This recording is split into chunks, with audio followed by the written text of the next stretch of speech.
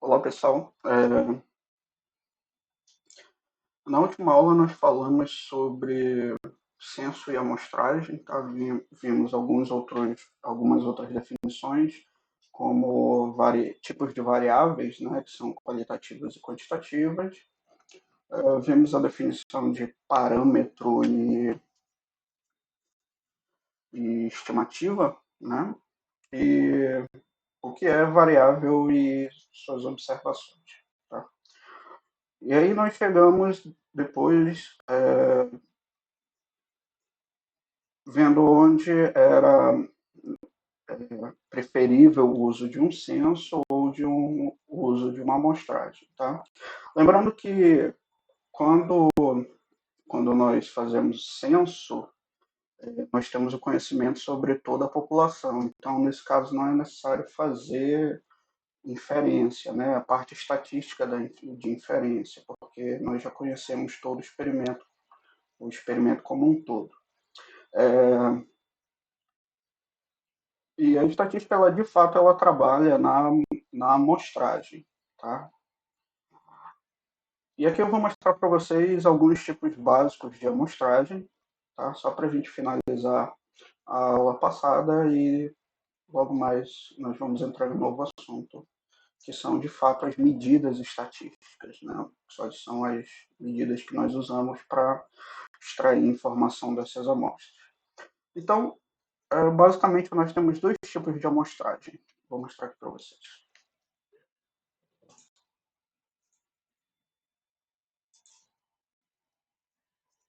Bom, então esses são basicamente os dois tipos de amostragem que nós temos, que é a probabilística e não probabilística.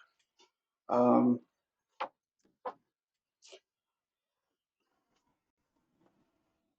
a probabilística,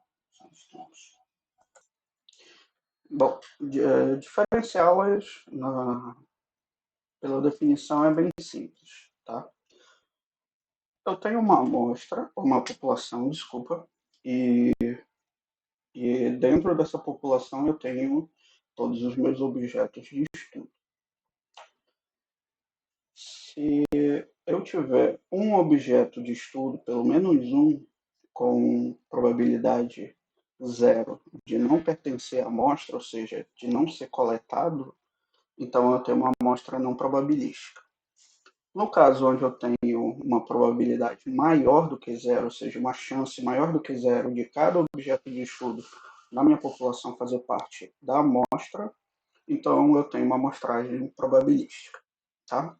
É, mas a técnica vai muito além dessa simples definição. Os processos de amostragem que nós fazemos é de tal forma que a probabilidade dentro da amostra siga de acordo com um modelo matemático pré-estabelecido. Tá? Ou que ele tente reproduzir o máximo do comportamento probabilístico dentro da amostra. Pausa para a Guerra dos Cachorros. Bom, voltando da Guerra dos Cachorros, então, a, se eu tiver um elemento, né, dessa minha população com probabilidade diferente, todos eles diferentes de zero, essa amostragem é probabilística, tá? Isso eu já falei, então, deixa eu recapitular. Tá. Então, a amostragem probabilística, ela é sempre feita de tal forma em que seja garantido o máximo da, do comportamento probabilístico da população que vai estar presente ali na amostra. Então significa que a amostragem probabilística são as técnicas que garantem que a nossa amostra seja a mais representativa possível que nós temos da população. Tá? As não probabilísticas, não. Então, elas acabam sendo aqueles tipos de probabilidade onde essa representatividade ela fica em xeque ali, não é uma garantia, não é uma garantia, tá? Mas nem tudo são flores, então na prática o que mais é observado são amostragens não probabilísticas, tá? Principalmente na pausa para o pessoal que faz construção à noite. Bom, terminando a construção ali do vizinho. Então é o seguinte, na prática as não probabilísticas são as mais comuns, principalmente quando a gente trabalha com pessoas, tá? Por exemplo, uma pessoa ela pode se é, ela pode declinar ali, não aceitar fazer parte da tua amostragem, dependendo da situação. Isso é muito comum na área médica, na área biológica, tá? Então, se ela não quer participar, então ela tem probabilidade zero de fazer parte da amostra. Então, tecnicamente já transforma a nossa amostragem, por mais que a gente use um método probabilístico e não probabilística. Mas e aí, professor, a gente perde esse caráter de representatividade? Não, tá? A gente não perde. Então, assim, mesmo que você tenha alguns elementos com probabilidade zero, como é o caso que eu comentei ainda agora, você ainda está fazendo uma técnica de amostragem probabilística, então você ainda tem uma propriedade de representatividade, tá bom? Não levem isso tão ao pé da letra assim na prática, porque senão tudo vai acabar sendo não probabilístico. Por exemplo, eu quero fazer estudo de solo de uma propriedade. Eu não vou furar em qualquer, eu não vou fazer um buraco em qualquer lugar, né, para fazer uma medição. Chego na propriedade da pessoa, né, tá, escolho aleatoriamente ali os locais usando a localização do GPS, né, e aí um ponto de coleta está em cima da casa do cara, então ele não vai deixar a gente furar um buraco na casa dele. Então, por causa disso, aquela área que tem em volta de uma construção, ela tem probabilidade zero de fazer parte da nossa amostra, tá? Então, nem por isso a sua amostragem vai perder esse caráter de representatividade, tá bom?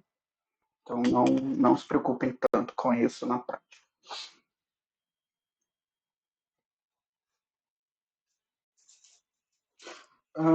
Então, a gente tem basicamente três tipos, tá? Existem muito mais, mas os principais são esses três.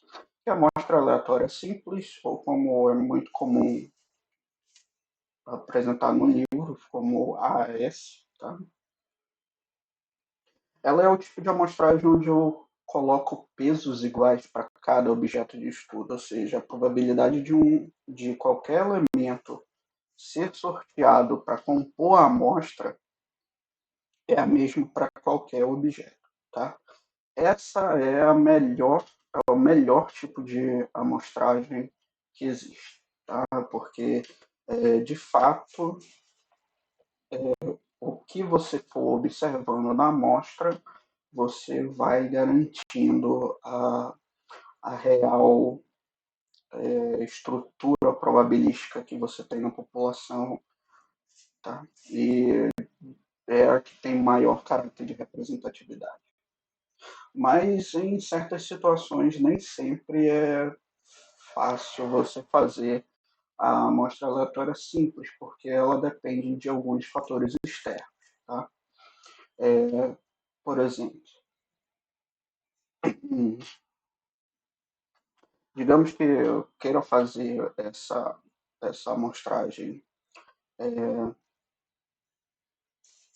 Deixa eu fazer um exemplo aqui. Só um instante.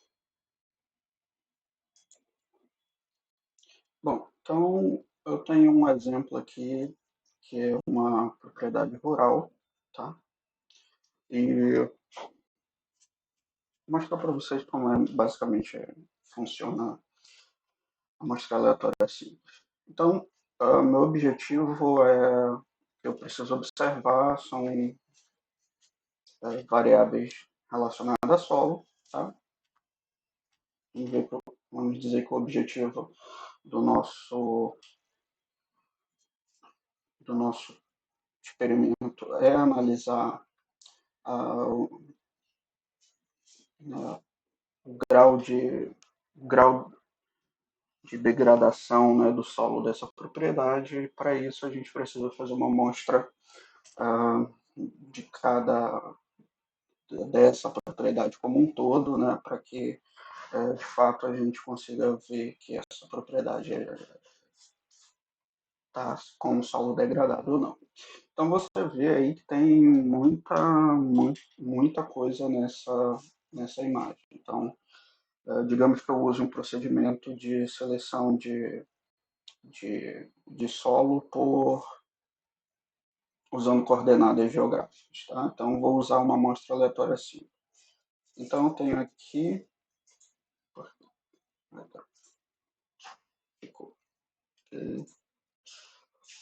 os pontos que eu quero aleatoriamente, tá?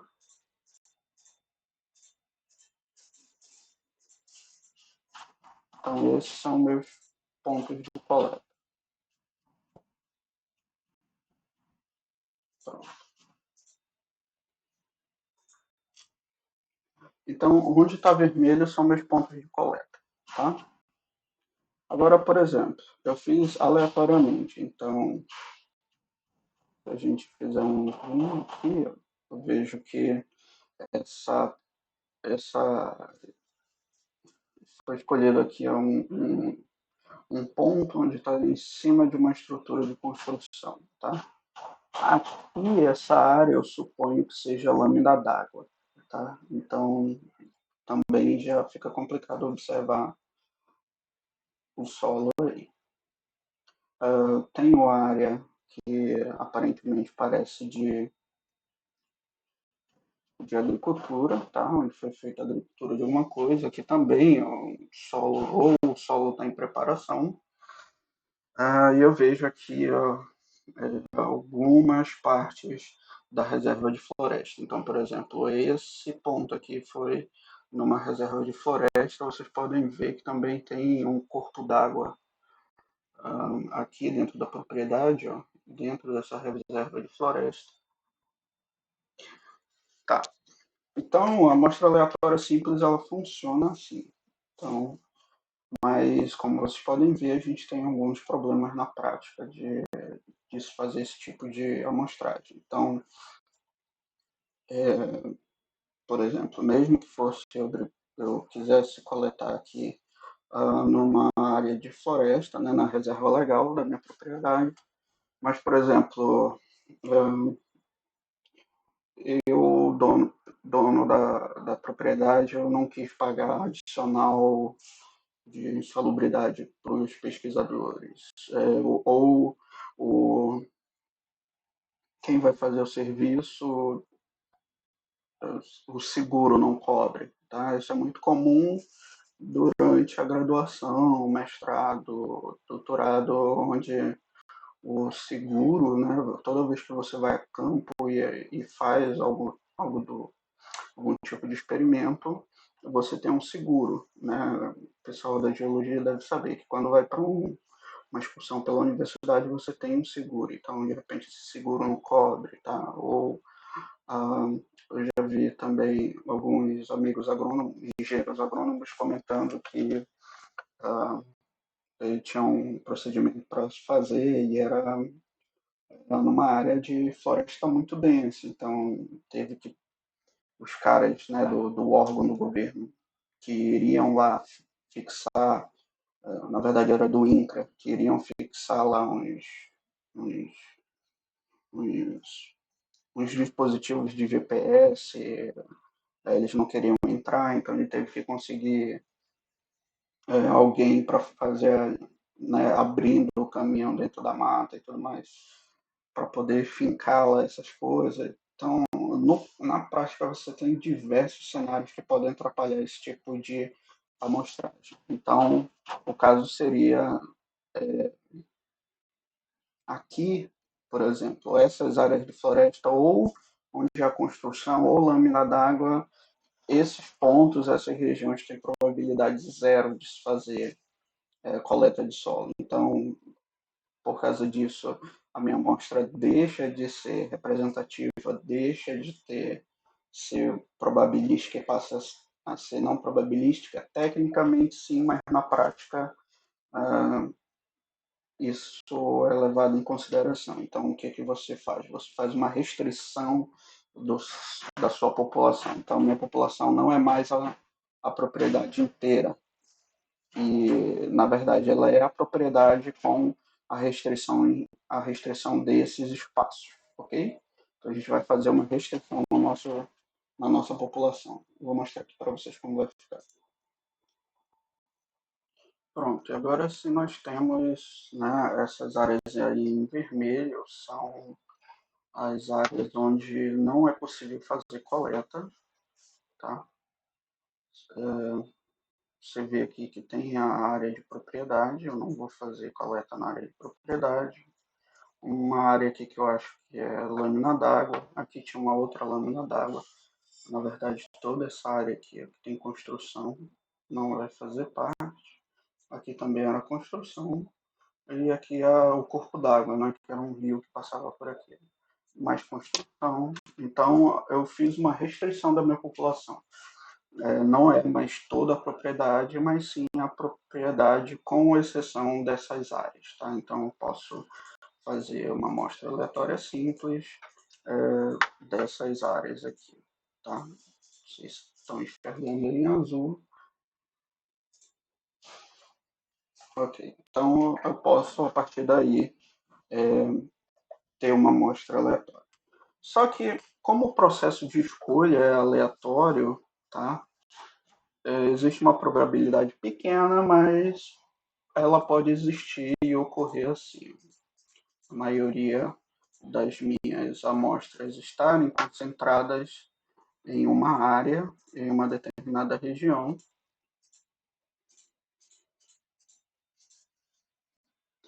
Tá? Então, vocês veem que nessa região aqui eu tenho uma maior concentração de observações. Tá?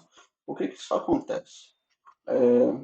Esse solo aqui, você consegue ver claramente que ele é distinto de outros, tá? Então, por exemplo, da minha reserva legal aqui, que ele tem um solo diferente, digamos que isso daqui eu acabei de fazer uma colheita, né? Então, eu usei pesticida, usei, né, todo tipo de agrotóxico aqui, fiz minha colheita, ainda não fiz a reparação do solo. Então, o que vai acontecer? Como eu peguei poucas observações, né, da minha propriedade que não são dessa área, que eu ainda não preparei, digamos que seja uma área mais degradada do meu território. Então, a, a minha conclusão final desse trabalho vai ser que essa propriedade está em péssimas condições. Por quê? A maioria das minhas informações elas estão vindo de uma área mais degradada. Quanto, na verdade, isso daqui corresponde a menos de 25% da área da minha propriedade. Tá? Então, isso não iria ser uma amostra representativa, apesar de o processo ser uma amostragem probabilística, aleatória, melhor que tem e tudo mais, mas existe uma probabilidade dele selecionar isso. Isso serve também para pessoas, serve para qualquer que seja o tipo de experimento. Tá? Então, o que acontece? Por mais que essa propriedade seja uma população, a população ela tem características distintas. E o que a gente chama essas características são fatores externos. São fatores que fazem com que os objetos de uma mesma população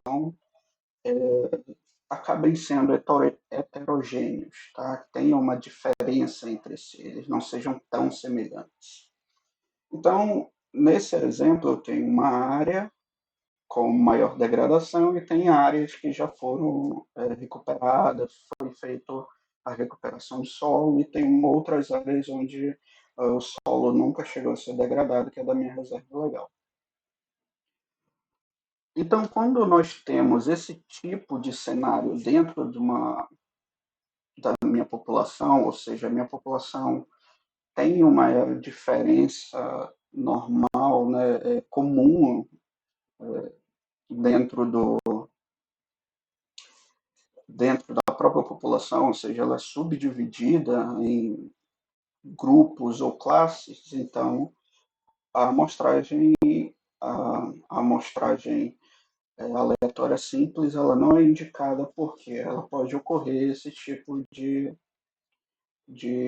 resultados. Por exemplo, pensem em um experimento onde eu quero avaliar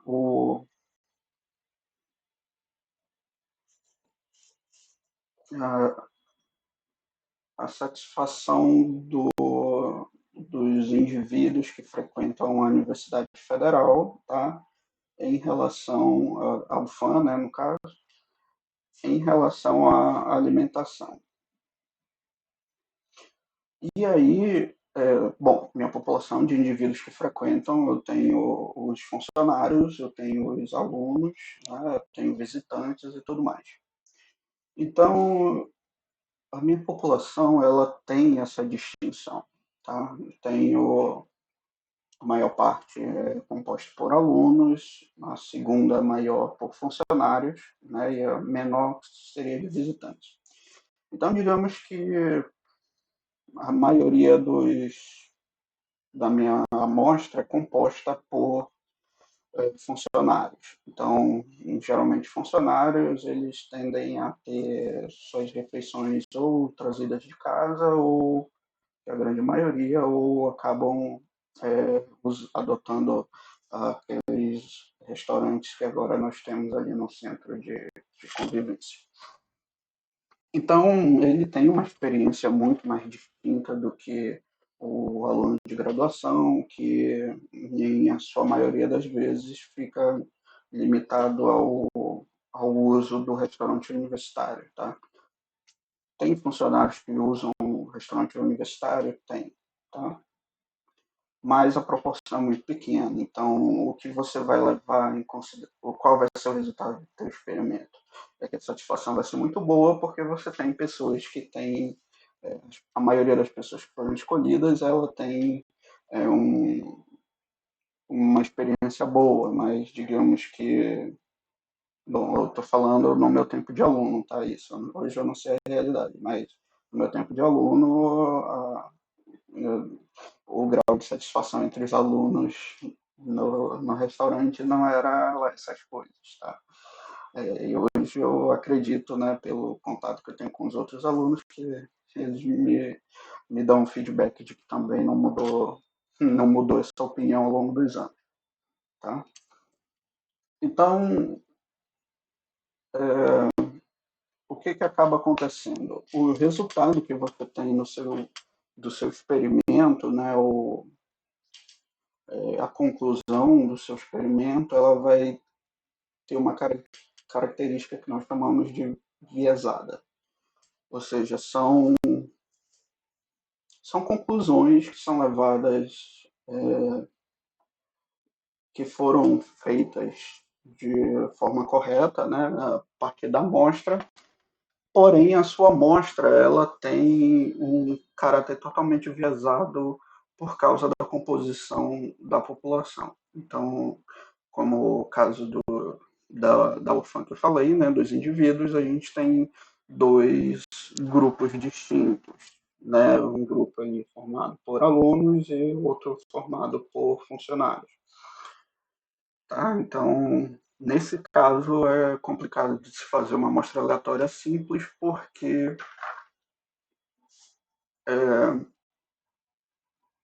você pode ter ali o maior número de indivíduos de um grupo ou de outro.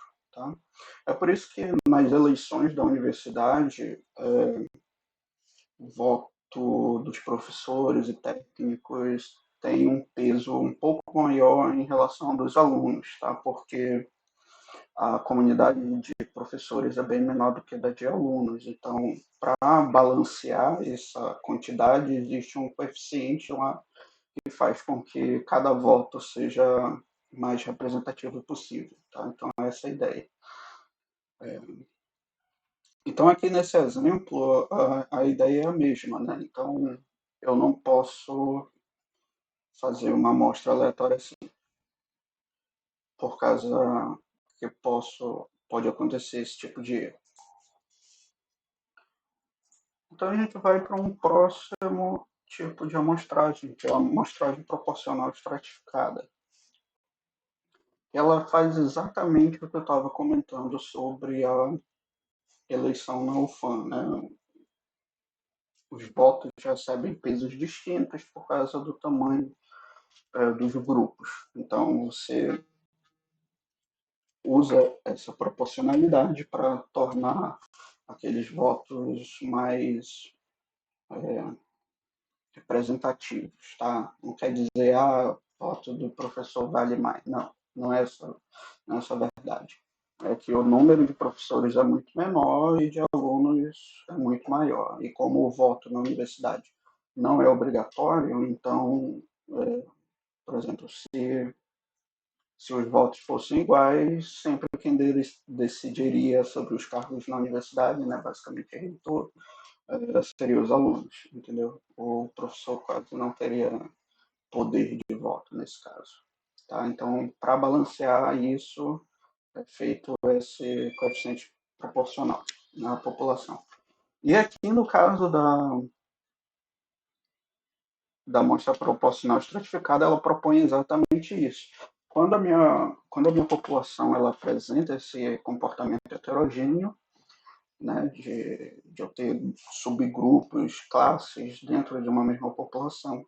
Então, a gente estratifica isso de tal forma que ah, os estratos, né, que são os grupos, subclasses, os indivíduos que compõem esse extrato, esses indivíduos eles são homogêneos entre eles. Por exemplo, que todos os alunos.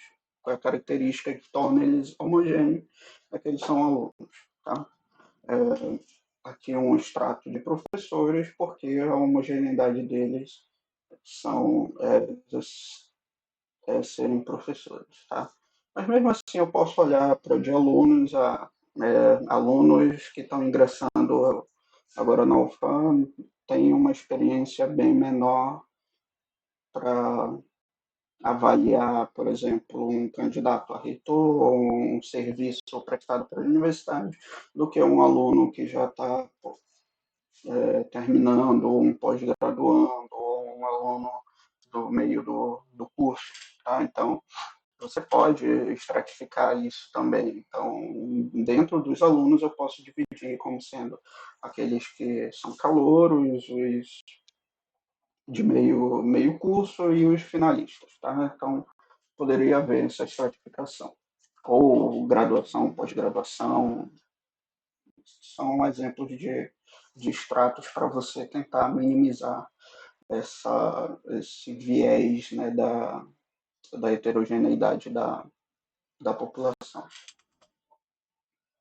Então, aqui no exemplo, ficaria assim: eu não faria mais essa amostragem aleatória e eu vou fazer uma amostragem estratificada. Então, o que nós temos? É, eu tenho uma área aqui que me parece bastante degradada, tá? Eu tenho uma outra área que é a minha reserva de floresta, minha reserva legal, setor dessa área aqui. Eu tenho uma outra área que parece que já foi feito o, o ajuste, né, desse solo, parece ser uma área de plantio. E eu tenho outras áreas que não me parecem áreas de plantio, mas elas pertencem à propriedade, como essas e essas aqui, certo? E essa daqui também não me parece área de plantio. Basicamente, eu tenho essas duas. Então, digamos que, vamos lá, essa área aqui, ela represente 20%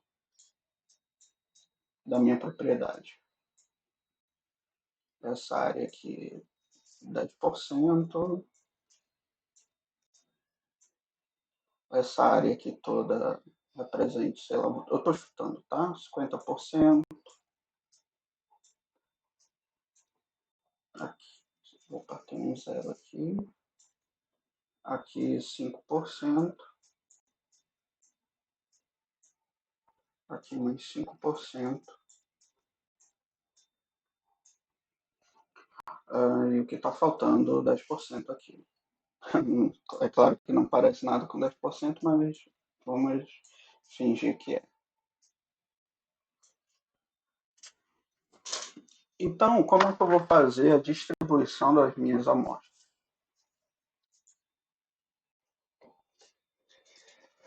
Digamos que o tamanho da minha amostra seja,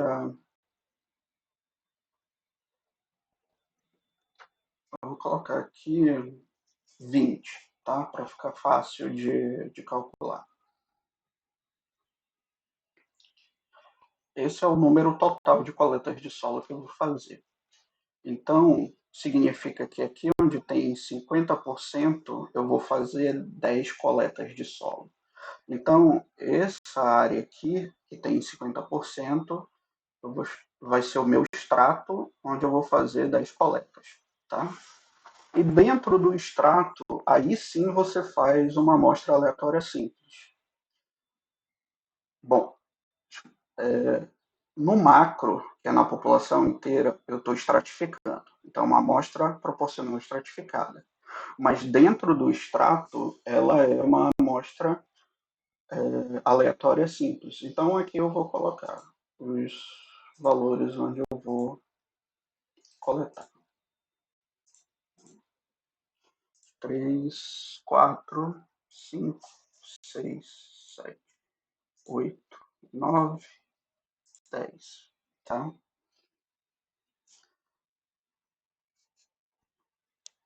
Aqui onde tem 10, então eu vou observar, eu vou colocar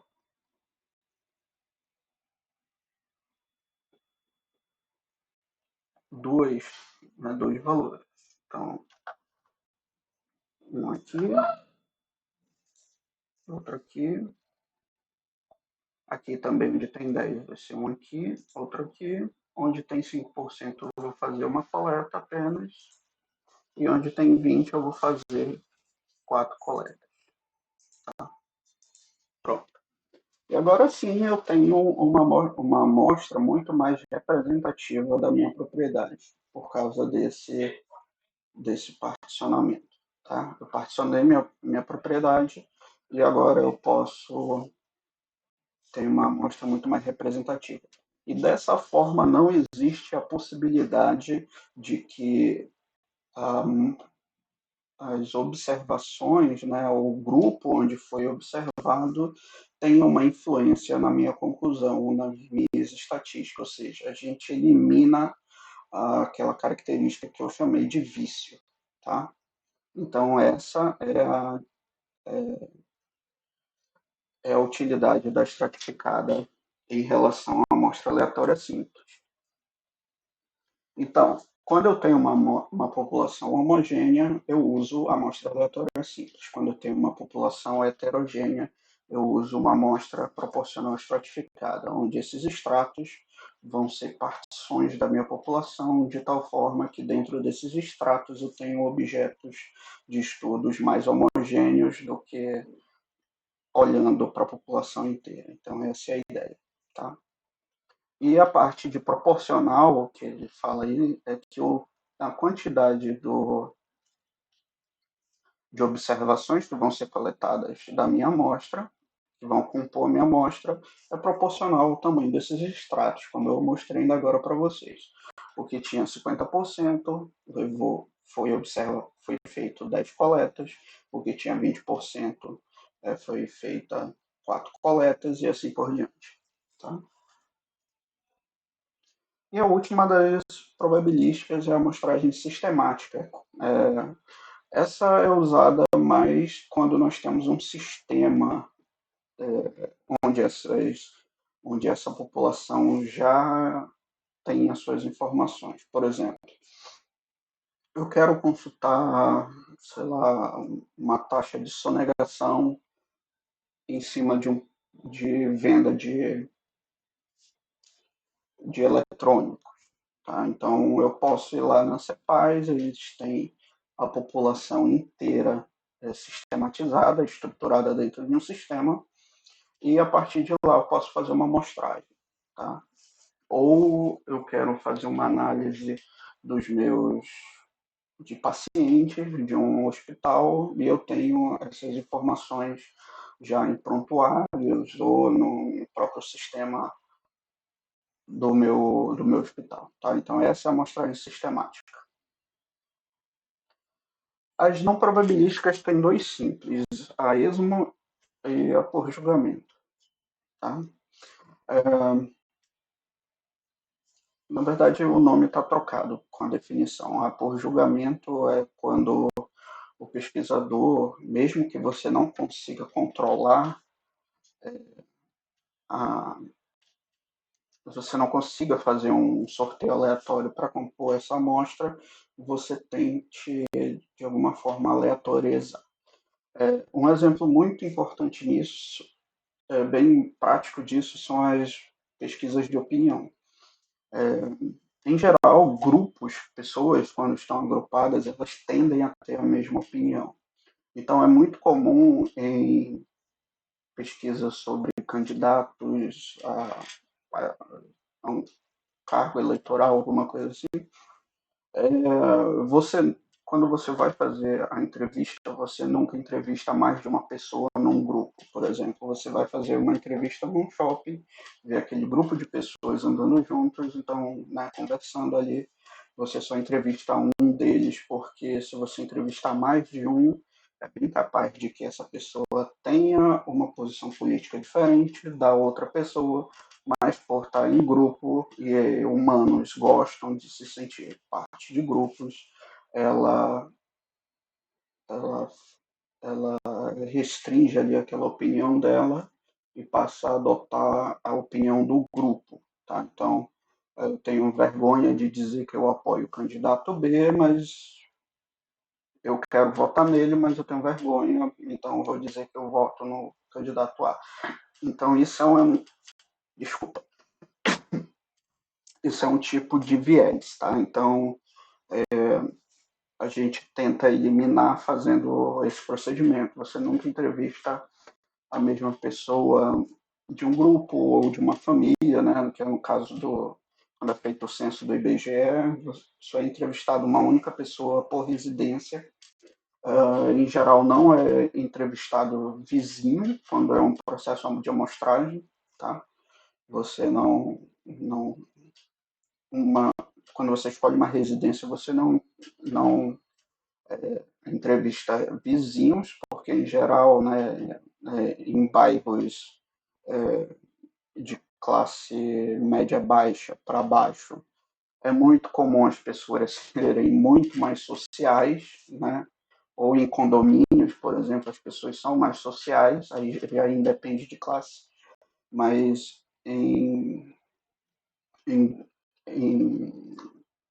né, conjuntos residenciais, né, onde permite que as pessoas sejam mais sociais, elas vão ter é, opiniões e comportamentos um pouco mais semelhantes. Tá? Então, por exemplo, se você mora num complexo, né, num condomínio onde todas as pessoas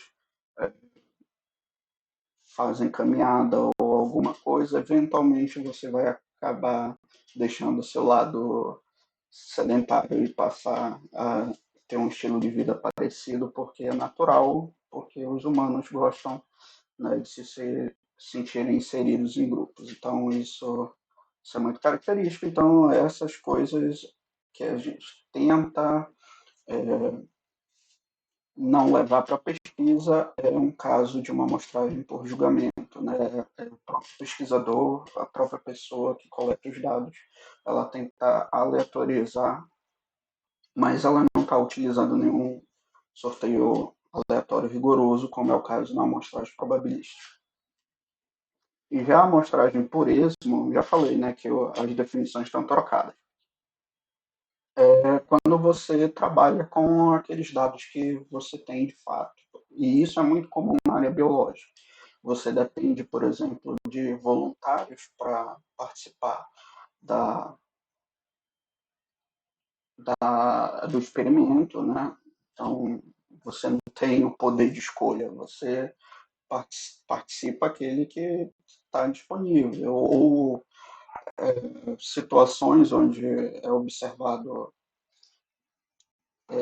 casos onde não são muito recorrentes, né? Por exemplo, quero trabalhar com fazer uma identificação, né, dos componentes químicos de meteoros que caem na Terra. Você não tem muito acesso a todos eles e o que você tiver acesso, você vai fazer sua análise, seu experimento. Então, é isso. Por exemplo, quando nas missões à Lua não foi possível fazer uma amostra, né, representativa da Lua. O pessoal só coletou aquilo ali porque eles não podiam se afastar muito da, da nave, né, por causa da radiação, você não tinha muito tempo de oxigênio para ficar fora. Você não podia operar nem com robôs na área escura da Lua, porque não tinha energia solar para fazer isso, então ficou, ficou restrito o que era possível ser coletado. Então, a amostra por esmo seria exatamente essas situações. Elas deixam de ter validade científica por causa de ser amostragem não probabilística? Não. Tá? Elas não deixam de ter essa propriedade. Elas passam a ser menos representativas e aí você tem que ter um certo cuidado na hora de obter suas conclusões. Tá? Por exemplo, fiz análise só com alguns meteoritos que estavam disponíveis no museu, tá? Algum museu em São Paulo.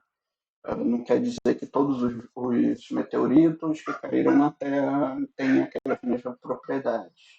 Mas você vai dizer, olha, eu concluí que esses meteoritos têm essas propriedades químicas, esses meteoritos que foram observados, né, que estavam disponíveis ali no, no museu, né, no observatório, no observatório, né?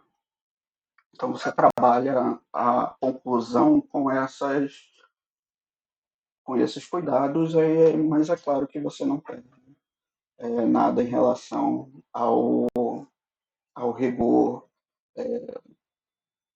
científico em relação a isso.